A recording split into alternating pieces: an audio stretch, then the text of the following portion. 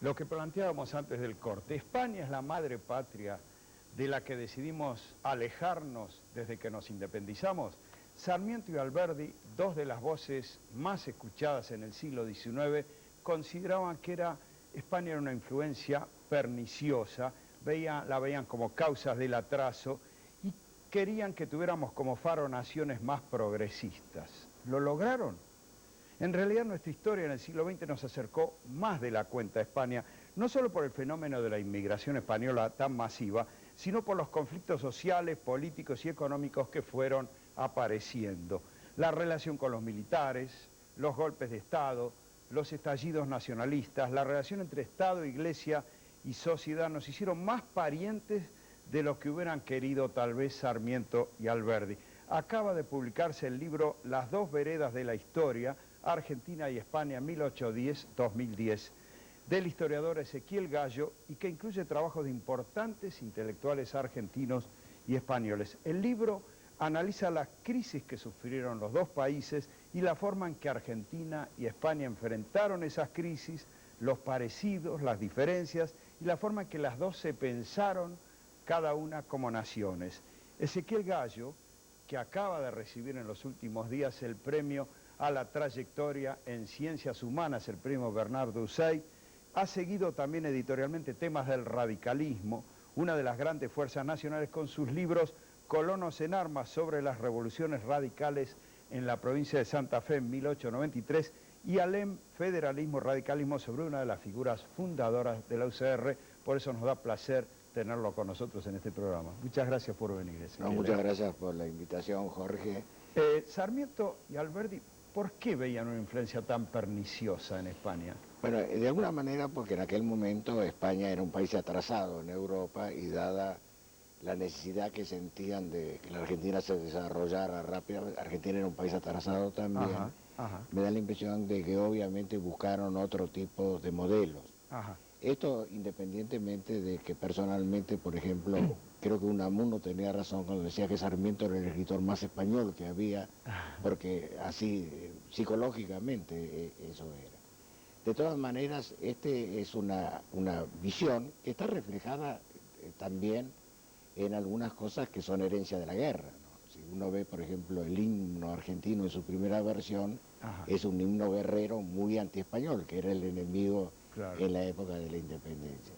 Yo diría de alguna manera que esta actitud, esta percepción de las cosas, dura más o menos hasta comienzos del siglo XX. Y creo que, bueno, si uno tomara cosas así, digamos, como indicadores del cambio, la visita de la infanta Isabel para el centenario es un indicador de que empieza, un hito que marca ya. Es un hito importante que empieza a marcar una tradición. En rigor, cuando decidimos hacer este libro, la intención con la profesora Viñuales, que es la coautora conmigo y directora de la Fundación Ortega y Gasset Argentina, que es la institución que de alguna manera piloteó esto, la idea era presentar una visión equilibrada que marcara los contrastes que había en esta relación con los hay en general en todas estas relaciones, y ver aquellos aspectos en donde hubo enfrentamientos, como obviamente fue el periodo de la independencia y la guerra, pero en aquellas cosas donde la experiencia española nos servía también a nosotros como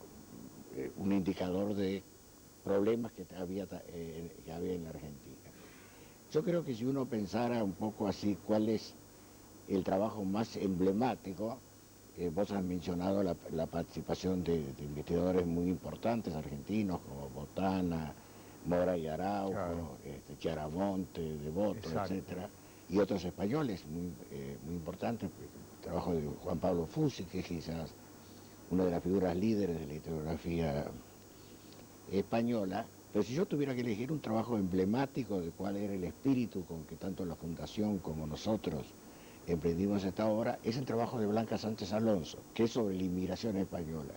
Porque ese creo que definitivamente fue un factor centralísimo. Claro, porque ahora, digo, quizás ahora estamos reivindicando eso, fue un gran aporte a la sociedad argentina. Esa corriente inmigratoria que comienza más o menos a fines del 19, yo creo que la pérdida de Cuba para España vuelca toda la inmigración hacia el Río de la Plata, Y ahí creo que la contribución que España hace a esta sociedad es indudable y inmensa. Ahora, después vamos a ver, porque también hay un momento extraordinario con la llegada de los editores españoles que huyen de Franco y crean acá una gran industria editorial. Pero mucho antes, ¿cómo reaccionaba España ante la creciente influencia de Gran Bretaña en la Argentina? Bueno, yo diría, en rigor, esto varía, ¿no? No hay una reacción unívoca, ¿no? Hay reacciones diferentes.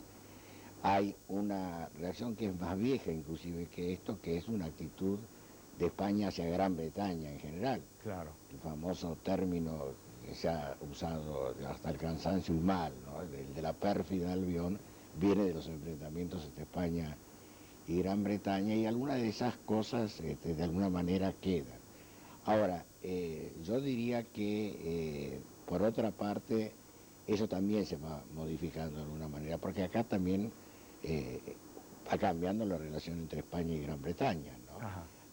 Yo estoy hablando ahora hasta el periodo, hasta los años 30, después viene la Guerra Mundial, la posición que toma el gobierno español, Franco, en esa guerra, que esto vuelve a complicar.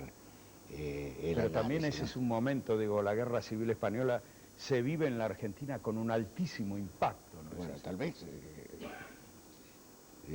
el barrio más español que hay fuera de España es la Avenida de Mayo, que está casi partida, y ahí, claro, desde luego ya hay esta influencia de la inmigración, esta influencia cultural que empieza a ser muy importante, porque no es solamente el asunto de los editores, a los cuales voy a mencionar muy rápidamente después, pero es el asunto que ya a comienzos del siglo empezamos a tener presencias españolas importantes, como por ejemplo el grupo de historiadores que se instalan en la Universidad de La Plata, donde hay un grupo español bastante importante. Figuras que yo mencioné anteriormente como Unamuno, Ortega y Gasset. Ortega y Gasset, claro. ¿No? Esto ya Lorca, va creando, García Lorca, esto ya va creando un clima que en el campo cultural específicamente, en el campo intelectual, presenta, digamos, una contrapartida muy clara con los aspectos más, si se quieren, más hostiles de mediados del siglo XIX. Claro. Ahora, si te salís de la influencia directamente cultural o en el mundo cultural, ¿no? Y pensás el comportamiento de la Iglesia, los nacionalistas y los militares argentinos, ¿tuvo influencia de un modelo español? Sí. Yo creo que en un momento claramente sí hay una influencia importante en la generación del nacionalismo y del nacionalismo católico en la Argentina, es la llamada dictadura de Primo de Rivera, del primer Primo de Rivera. Eso tiene mucha influencia en la Argentina, tiene mucha influencia en el movimiento de los años 30 y durante los años 30. Yo diría, esto es difícil hacer rankings, ¿no? Vos sabés que el mundo es mucho más complejo de lo que parece a primera vista, que esa influencia es mayor inclusive que la influencia fascista de Mussolini, que es importante también, pero esta aparece primero en el tiempo y creo que tiene mucha fuerza. Y después, hablando de estos temas, también la relación del peronismo-Franco, que entiendo que era una relación más estrecha con la falange española que con Franco mismo, que no veía con mucha simpatía un movimiento de masas como el de Perón y un líder de masas, ¿no? Él era más bien un caudillo conservador. Él era un caudillo conservador y poco dado a grandes movilizaciones. Claro. ¿No? Es un estilo de gobierno muy distinto, en ese sentido el modelo, el estilo de conducción de Perón se parece más a Mussolini que a Franco, ¿no? Franco no es un líder de balcón, por poner un término. Entonces ahí hay diferencias. Por otra parte, se va produciendo un alejamiento cuando dentro de España, dentro del franquismo, pierde vigencia la falange y empieza a tener vigencia el grupo del Opus Dei y los gobiernos españoles de la década del 60, ¿no? Que son, en el fondo, el primer paso hacia lo que conocemos hoy en día, ¿no? Bueno, lo que podemos decir entonces en este libro, lo que Sarmiento y Alberdi no llegaron a imaginar, todo lo que iba a pasar, especialmente todo desde el 1810, por cierto, pero también ese siglo XX tan rico y tan estrecho entre Argentina y España. Muchas gracias por este diálogo, Ezequiel. Suerte con el libro. Bueno, muchas gracias. Y a ustedes esperemos que hayan disfrutado de este espacio y los esperamos, por supuesto, el próximo miércoles a las 20 aquí en Metro. Hasta entonces.